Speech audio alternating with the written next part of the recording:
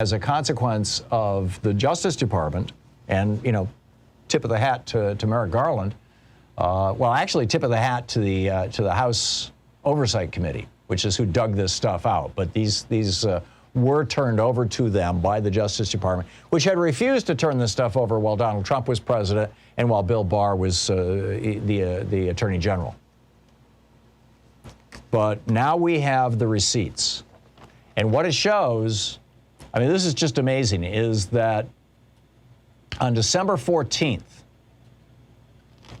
Donald Trump fired, specifically on December, this is Judd Legum, in fact, has a great summary of this, by the way, over at popular.info today.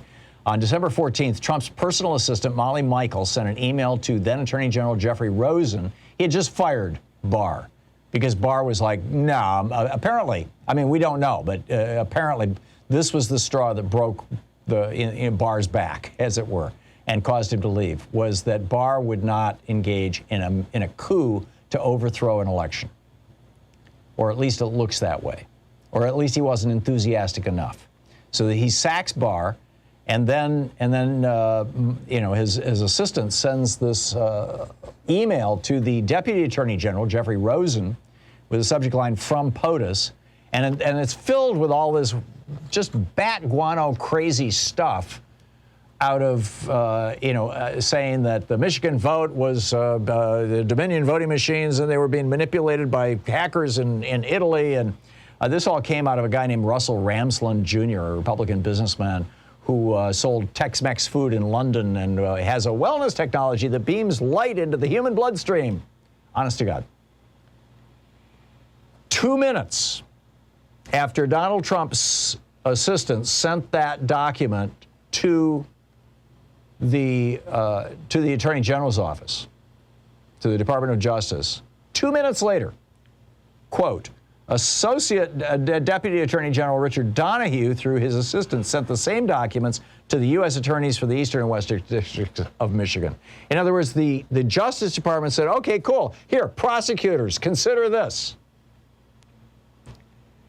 But that was just the beginning. I mean, after that, he tried to convince the Justice Department to file a brief with the U.S. Supreme Court, basically declaring null and void the elections in Michigan, Georgia, Wisconsin, Pennsylvania, and Nevada. I mean, there was this long rant associated with this. They ultimately did not file this with the Supreme Court. I think they realized how crazy it was. But what these emails show is that Donald Trump was dead serious about engaging in a coup, in trying to overthrow the government of the United States. Now, there is a remedy for this.